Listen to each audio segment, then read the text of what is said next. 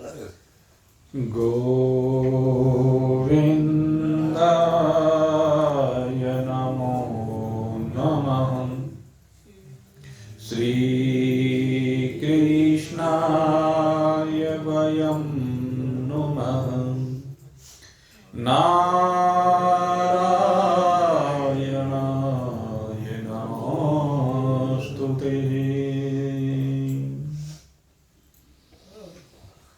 उपस्थित परम सौभाग्यशाली भगवत प्रेमी भक्तवृत्त, कल आपके सामने संन्यास और योग, भगवान ने इन दो विषयों के ऊपर चर्चा की। एक सन्यासी की बात की, एक योगी की बात की, और फिर इन दोनों का एक जगह पर समावेश करते हुए कर्म योगी की बात रखी। अनाश्रितम कर्म फलम कार्यम कर्म करोति यः स सन्यासी च योगी च।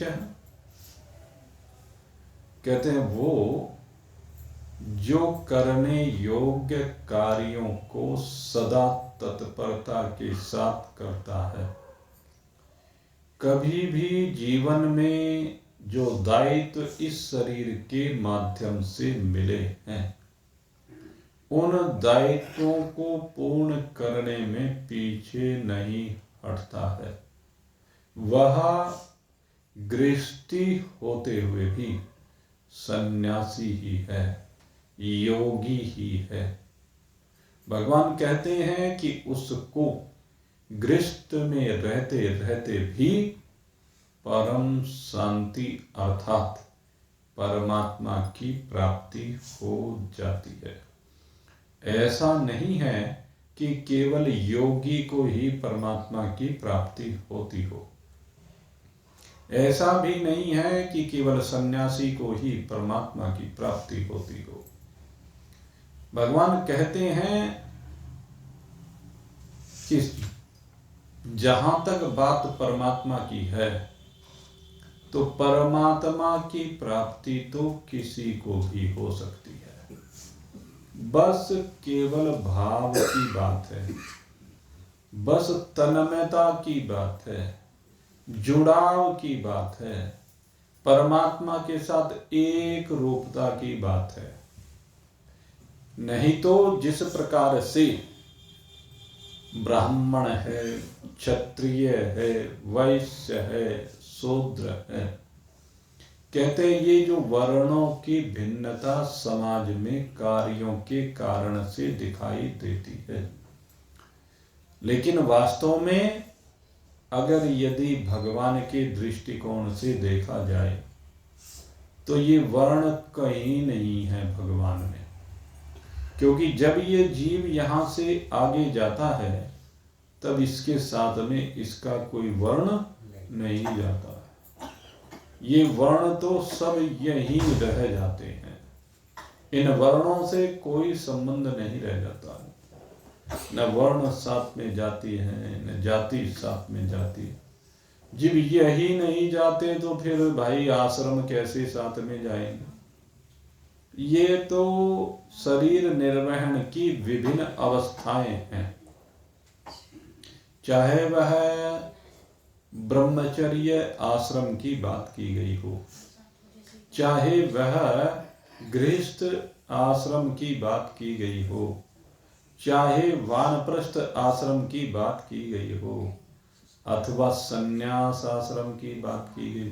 भाई बीच में क्यों बोलते हैं बैठकर भी? जब कथा चल रही तो बीच में बोलते हैं क्या? शांति से चुपचाप आके बैठे। और भाई थोड़ा सा इस बात का ध्यान रखा करें, सोफे पे जो लोग बैठ रहे हैं, भाई घुटनों में बौरों की भी समस्या है। पालथी वगैरह मार करके बैठने के बजाय पैर नीचे करके जब अगर यदि भीड़ हो तो उसमें बैठ लिया करें। और थोड़ी सी व्यवस्था मिल मिल के अपने आप ही बैठ लें, कहने की आवश्यकता ही ना पड़े कोई दूसरा आए तो। और जिनके वो नीचे बैठ सकते हैं वो नीचे बैठ करके सुने, बीच में आकर के विघ्न नहीं करना चाहिए। स्टूल भी रखे हैं वो उनमें ले लीजिए। बोलिए सच्चिदानंद भगवान की। तो ये जो अवस्थाएं हैं, ब्रह्मचर्य अवस्था, गृहस्थ अवस्था, वानप्रस्थ और संन्यास, कहते हैं रहने की व्यवस्थाएं हैं। इन चीजों से परमात्मा को कुछ भी लेना देना नहीं है। परमात्मा जो ब्रह्मचर्य की अवस्था में रहता है उसको भी प्राप्त हो जाता है, जो गृहस्थ में रहने वाले हैं परमात्मा उसको भी प्राप्त हो जाता है, जो गृहस्थ आश्रम की आसक्ति को छोड़ करके वानप्रस्थ ग्रहण कर लेता है उसको भी परमात्मा मिल सकते हैं, और जो संन्यास आश्रम जिसमें सर्वस्व परित्याग होता है उसमें विराजमान हो तो उसमें भी परमात्मा मिल सकते हैं।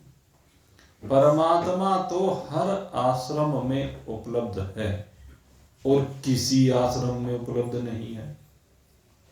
अर्थात ये आवश्यक नहीं है कि परमात्मा संन्यास आश्रम वालों को मिल जाएगा। संन्यास ले लेने से इस बात की स्टैंप नहीं लग जाती है, भाई नहीं, मोहर नहीं लग जाती है कि इसका बैनामा हो गया है परमात्मा, ऐसा नहीं है। परमात्मा का बैनामा उसके नाम होता है जो भाई माल खर्च करता है, जो चाहता है, और वो कोई भी हो, न जाति की बात, न आश्रम की बात, न वर्ण की बात, ऊंचा नीचा, गरीब अमीर, कहते हैं इसमें किसी की बात नहीं है। भाव से मुझको भजे तो भव से बेड़ा पार। जो भी भाव से मेरे को भजता है वही मुझे प्राप्त हो जाता है। भाव सबरी का है, कितना भाव है सबरी का, कितनी प्रतीक्षा है सबरी की। सबरी आप चिंतन करके देखें कितने समय उसने प्रतीक्षा की है, और तब प्रतीक्षा की है जब गुरुदेव ने कह दिया कि राम आएंगे। तो उसी दिन से उसके मन में भाव बन गया कि राम आएंगे, उसको विश्वास हो गया कि राम आएंगे। तो उसने अपने तार जोड़ने प्रारंभ कर दिए। अब पहले से भी अधिक उसकी लगन हो गई, वो और ज्यादा मेहनत करने लगी, उसका हृदय रोमांचित होने लगा, उसका रोम रोम पुलकित होने लगा। वो रोज प्रेम के आंसू बहाती है, रोज परमात्मा की प्रतीक्षा करती है कि कब मेरे राम आएंगे, कब मेरे राम आएंगे। वो सोचती है कि हो सकता है अभी आ जाए, अभी आ जाए, अभी आ जाए, क्योंकि गुरुदेव ने कोई समय बताया नहीं। बस वो तो अपनी कुटिया में रहती है, रोज कुटिया को झाड़ पोंछ करके साफ करती है। जो रास्ता उस कुटिया की ओर आता है उस पर रोज जंगल से चुन चुन करके फूल लाती है और बिछाती है, रोज बाट जोहती है मन में, क्योंकि विश्वास है कि आ जाएंगे, आ जाए। उसकी रोज आज ही रहती है। मेरी झोंपड़ी के भाग आज खुल जाएंगे, राम आएंगे। मेरी झोंपड़ी के भाग आज खुल जाएंगे, राम आएंगे, राम आएंगे, आएंगे राम आएंगे। मेरी झोपड़ी के भाग आज खुल जाएंगे, राम आएंगे। वो प्रतीक्षा कर रही है कि आज जरूर आएंगे राम, आज जरूर आएंगे। और जैसे ही राम जी आएंगे मेरी झोपड़ी पर, मेरे भाग खुल जाएंगे। गोपियां प्रतीक्षा करती है, भिलनी भी प्रतीक्षा करती है, गोपी भी प्रतीक्षा करती है, मीरा भी प्रतीक्षा करती है, और सब भक्त प्रतीक्षा करते हैं, लंबी प्रतीक्षा। और प्रतीक्षा की घड़ी एक न एक दिन तो समाप्त होती है, क्योंकि एक दिन राम आ जाते हैं। और मन में भावना रहती है सबरी के कि राम आएंगे, आएंगे, आएंगे, जरूर आएंगे। और कहने जब राम जी आएंगे तो मैं क्या करूंगी, वो पहले से प्लानिंग करती है। अतिथि आएंगे तो हमारी प्लानिंग पहले से शुरू हो जाती है ना। इसी तरह से उसकी भी प्लानिंग है। अगर यदि आपको पता चल जाए कि भगवान आपके दरवाजे पर आएंगे, राम जी आपके दरवाजे पर भी जरूर आएंगे, जब सबरी के दरवाजे पर आए हैं तो मेरे दरवाजे पर क्यों नहीं आएंगे, तो आप भी क्या करेंगे। कहते राम जी के लिए जो जो मन में भाव है उन सब भावों को पूरा करने का प्रयास करेंगे। राम आएंगे तो अंगना सजाऊंगी, राम आएंगे तो अंगना सजाऊंगी, दीप जला के दिवाली में मनाऊंगी, दीप जला के दिवाली में मनाऊंगी। और जब दिवाली मनाऊंगी मेरे राम जी मेरे घर पर आ जाएंगे तो क्या होगा, मेरे जन्मों के सारे पाप मिट जाएंगे, राम आएंगे, मेरे जन्मों के सारे पाप मिट जाएंगे, राम आएंगे, राम आएंगे, आएंगे, राम आएंगे, मेरी झोपड़ी के भाग आज खुल जाएंगे, राम आएंगे। प्रतीक्षा कर रही है, आएंगे जरूर। और जब राम जी आएंगे तो मैं अपनी चौखट को सजाऊंगी, अपने चौक को सजाऊंगी, अपने आंगन को सजाऊंगी, जहां राम जी को बैठाऊंगी उस सैया को सजाऊंगी, सुंदर सुंदर चादर बिछाऊंगी, तकिया बिछाऊंगी, लगाऊंगी, इस आंगन को बिल्कुल झाड़ फूंक करके साफ कर दूंगी, सर्वत्र फूल लगाऊंगी। मन में ऐसी भावना है। और जब राम जी आएंगे तो जगमग जगमग ज्योत जलेगी, जिस ओर भी देखें सर्वत्र ज्योति जलती मिलेगी, जगमग जगमग ज्योत जली है, श्री राम आरती होने लगी है। जगमग जगमग ज्योति जलनी चाहिए। जब मेरे राम जी आए तो ऐसे भाव हमें बनाने चाहिए। और मेरे मित्रों ये भाव आ रहा है, आप सब तैयारी कर ही रहे हैं, सबरी भी तैयारी कर रही है, हम भी तैयारी कर रहे हैं। सबरी की प्रतीक्षा कितनी रही होगी, जरा चिंतन करके देखें। सबरी ने 50 साल प्रतीक्षा की होगी, 60 साल प्रतीक्षा की होगी, क्योंकि जब उसके गुरुदेव गए आशीर्वाद देकर के गए तभी तो उसको विश्वास हुआ कि राम आएंगे। लेकिन मेरे मित्रों यहाँ तो पीढ़ियां बीत गई, यहाँ तो युग बीतते जा रहे हैं, 500 साल हो गए।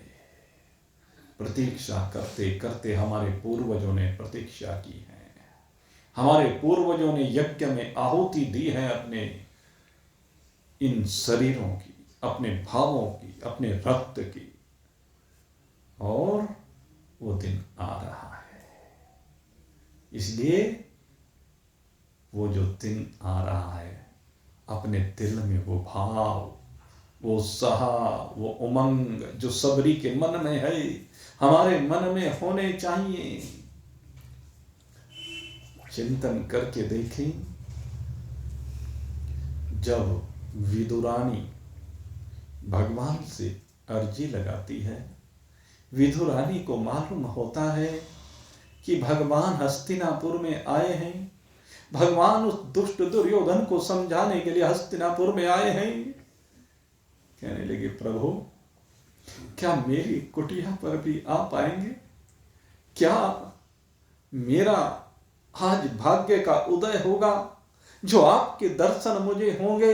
हे प्रभु, आप आइए, मेरे भाव को देख करके आप आइए प्रभु, मैं आपकी प्रतीक्षा कर रही हूं।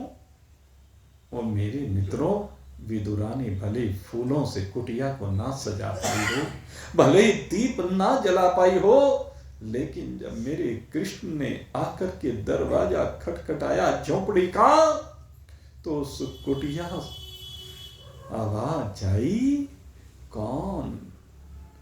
कहते, काकी, मैं तेरा कृष्ण। और शुद्ध बुद्ध सब खो बैठी है।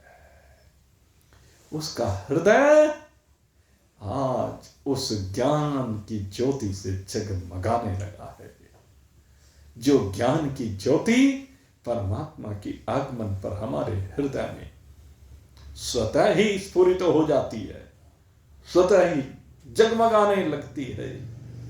विदुरानी का हृदय प्रसन्न हो जाता है, रोम रोम पुलकित हो जाता है, आंखों से झरझर आंसू बहने लगते हैं।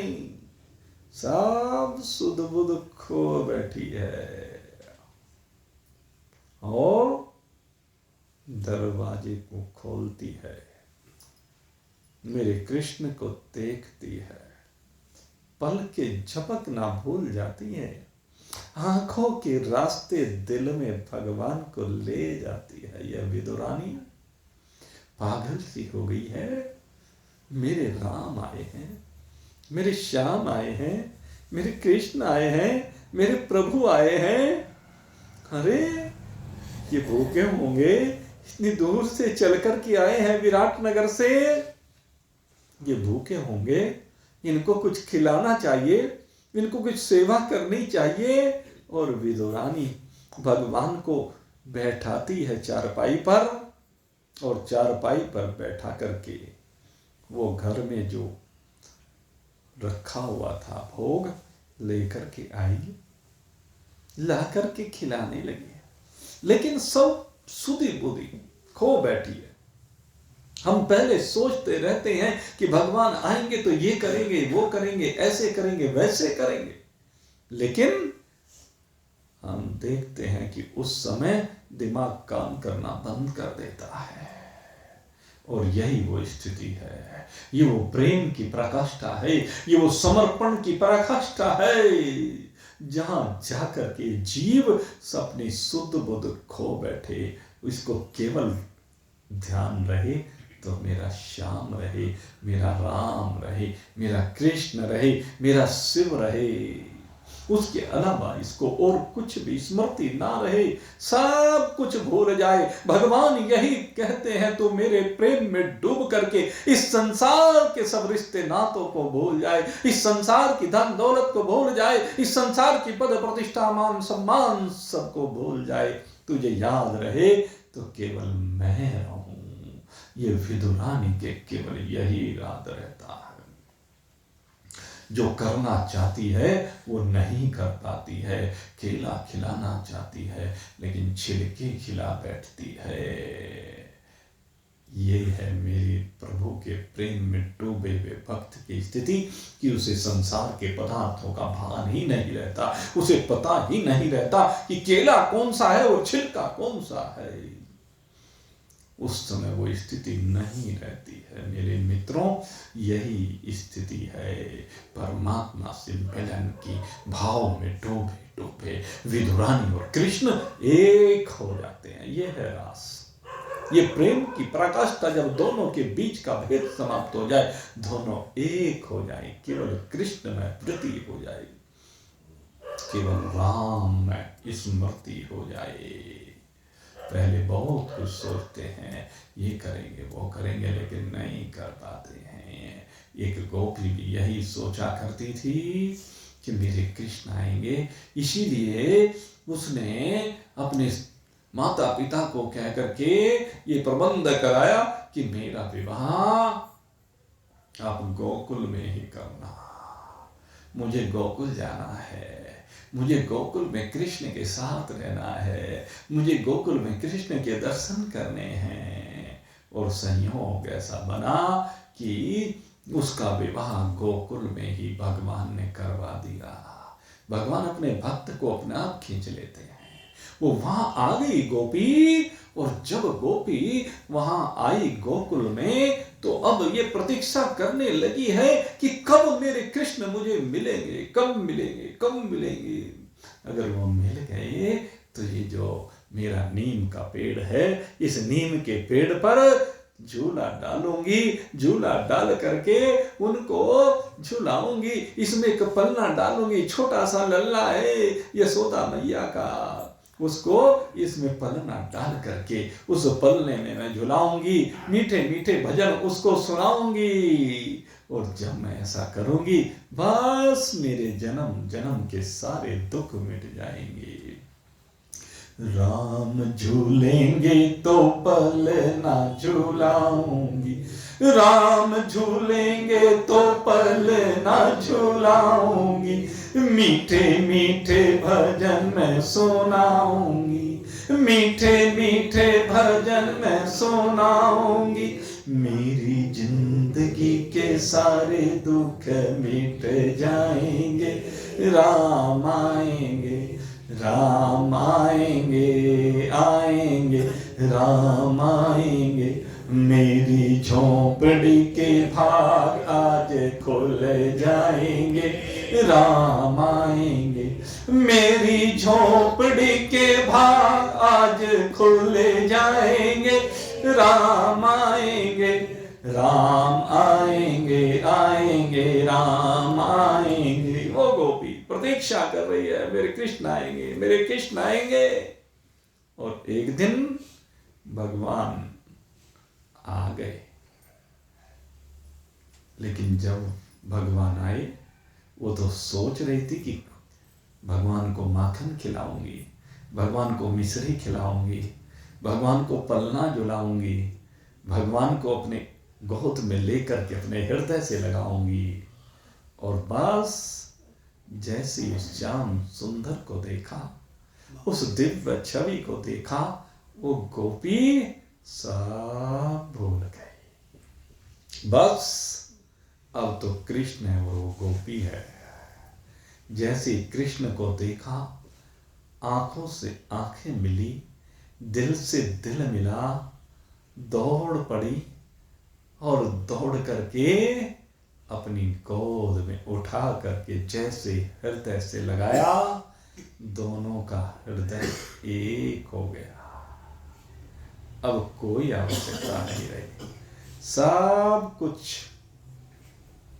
कृष्ण में हो गया। वो कृष्ण रूपा हो गई, वो कृष्ण के साथ एक रूप हो गई। ये है वो स्थिति मेरे मित्रों, जब राम आते हैं ना, पहले सारी बनाई हुई भूमिकाएं, पहले की हुई सब प्लानिंग सब पीछे छूट जाती है। ये तो सबरी के भाग्य हैं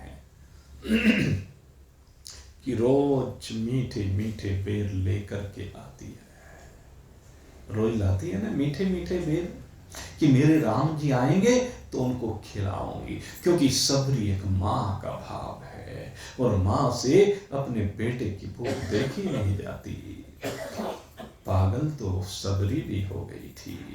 जैसे ही देखा जिस रास्ते पर फूल बिछा रखे हैं, उस रास्ते से मेरे राम आने वाले हैं, जैसे ही उसको यह आभास हुआ राम आने वाले हैं, तो पहले सोच रही थी, मैं तो रुचि रुचि भोग लगाऊंगी, मैं तो रुचि रुचि भोग लगाऊंगी, मीठे मीठे बेर प्रभु को खिलाऊंगी, मीठे मीठे बेर प्रभु को खिलाऊंगी। गुरु कृपा से भाग, गुरु कृपा से भाग मेरे खुल जाएंगे, राम आएंगे, राम आएंगे, आएंगे, राम आएंगे।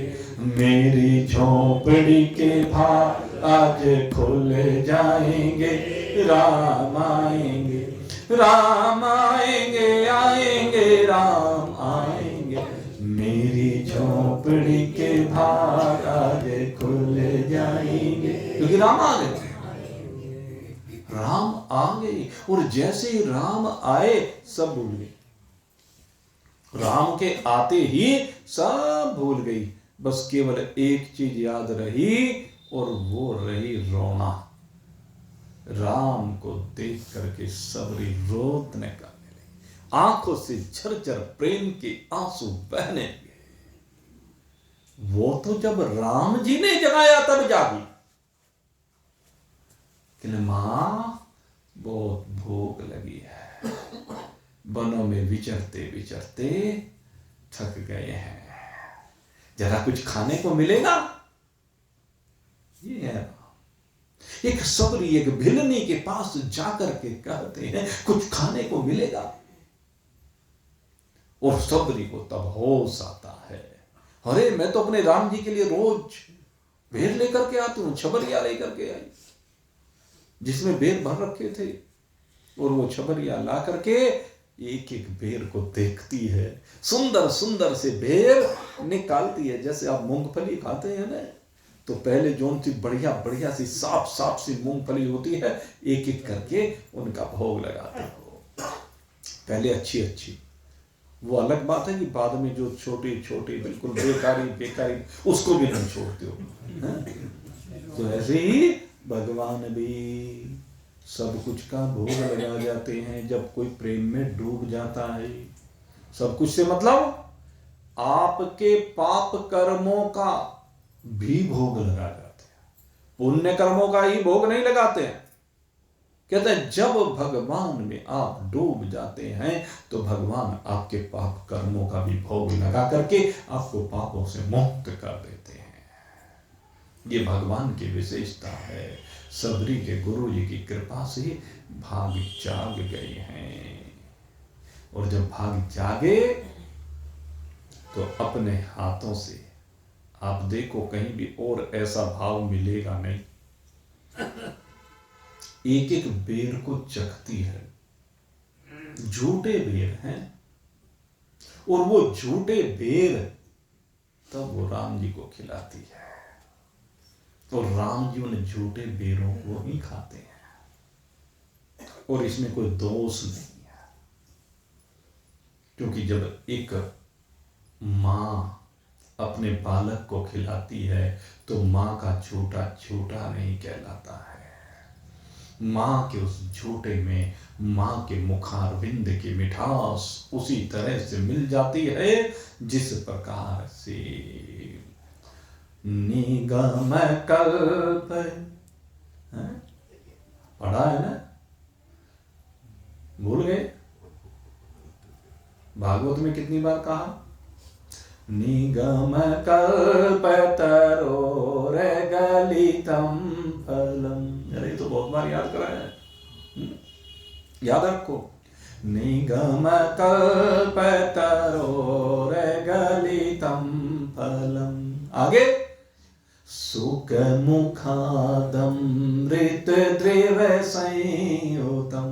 क्या है? सुख मुखादमृत द्रव संयुतम। ये है मां।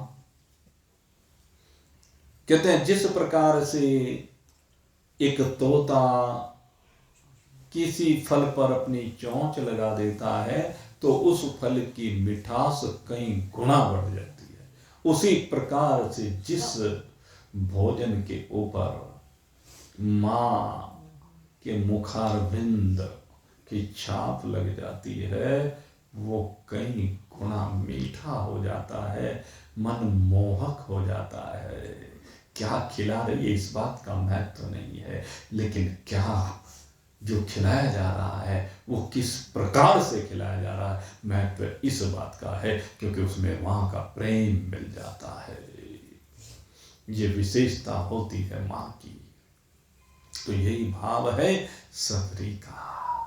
आज सबरी भगवान की मां बनी है, और मां बन करके जब खिलाया तो भगवान ने बड़े प्रेम के साथ रुचि रुचि भोग लगा रहा है।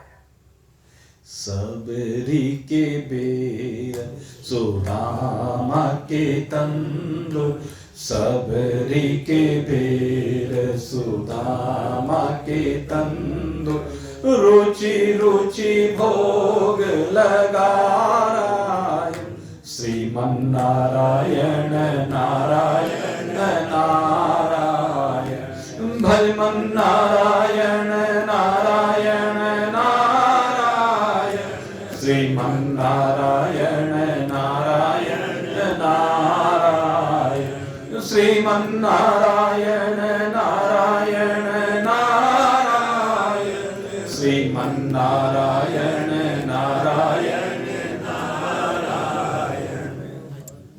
मेरे मित्रों, ये जो जीवन भगवान ने प्रदान किया है, वास्तविक संन्यास यही है कि चित्त की वृत्तियां संसार से हट करके परमात्मा में लग जाए।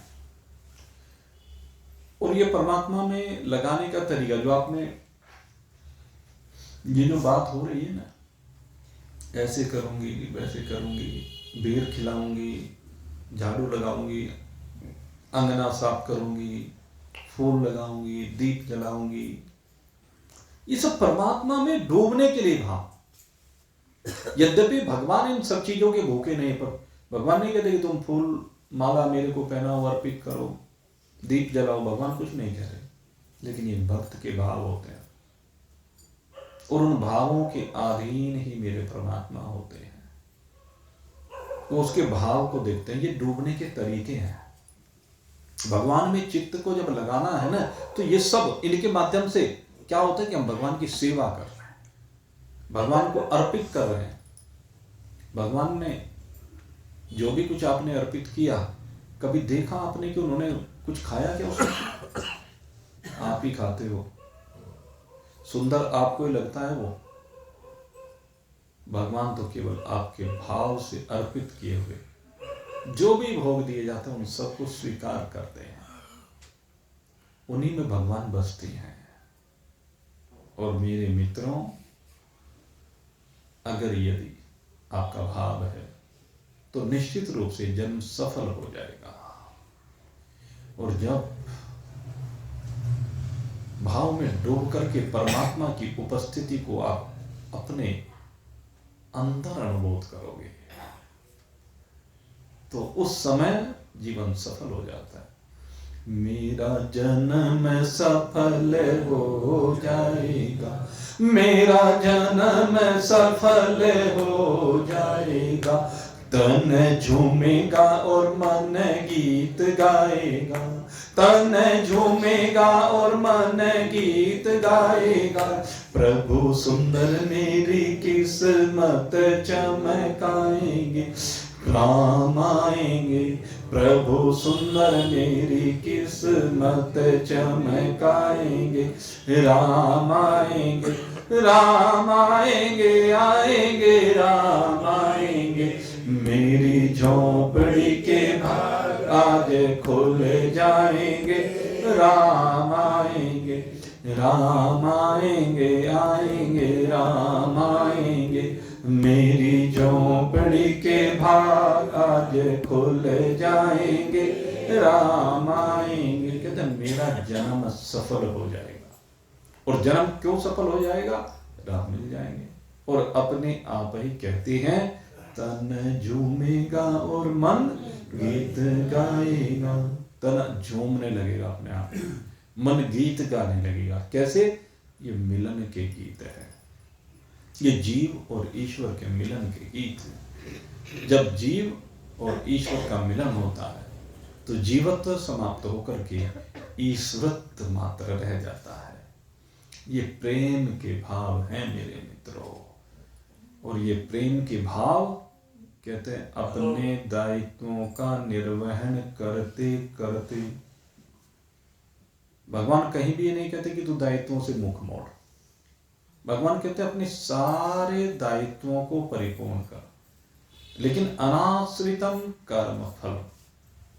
लेकिन कभी भी फल की ओर मत देख।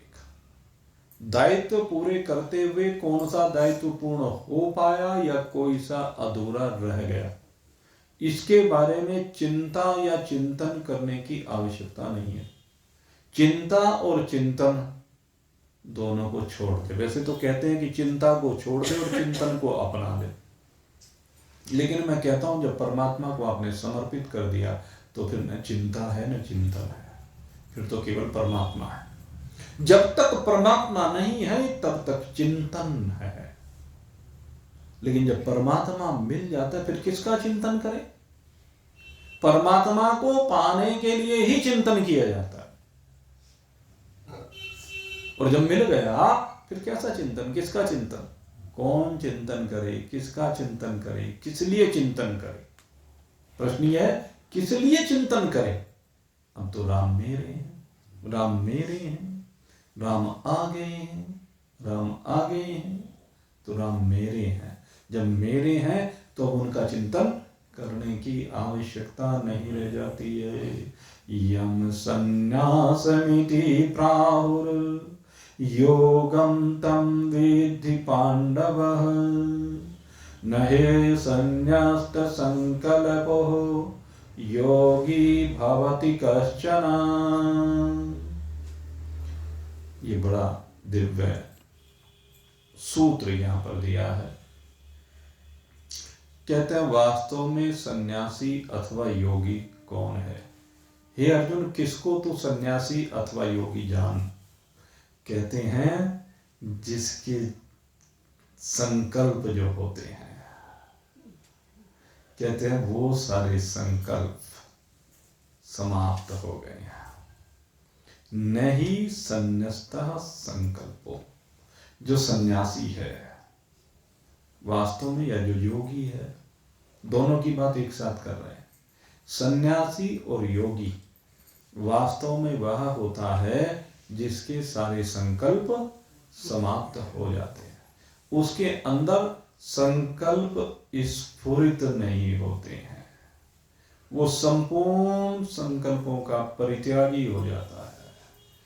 पहले प्रयास से संकल्प को समाप्त करता है, समझ से संकल्प को समाप्त करता है, और धीरे धीरे धीरे वो लय होते चले जाते हैं। एक स्थिति ऐसी आती है कि बस जिस प्रकार से यज्ञ में जब आहुति आप देते हैं, जब तक आहुति देते रहते हैं संकल्पों की, तो अग्नि भड़कती रहती है। लेकिन जैसे ही संकल्पों की आहुति देनी बंद कर देते हैं तो अग्नि का भड़कना बंद हो जाता है।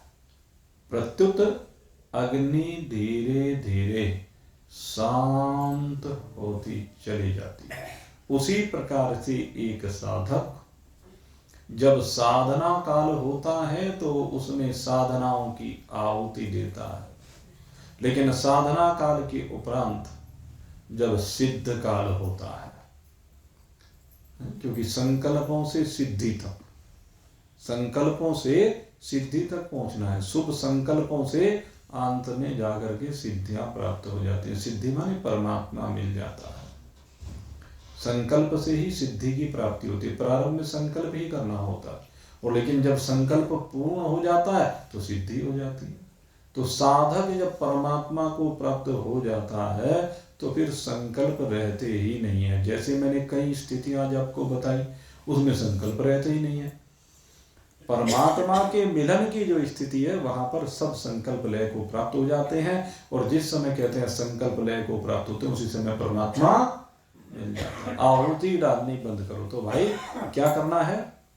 आहुति को डालना बंद करना है।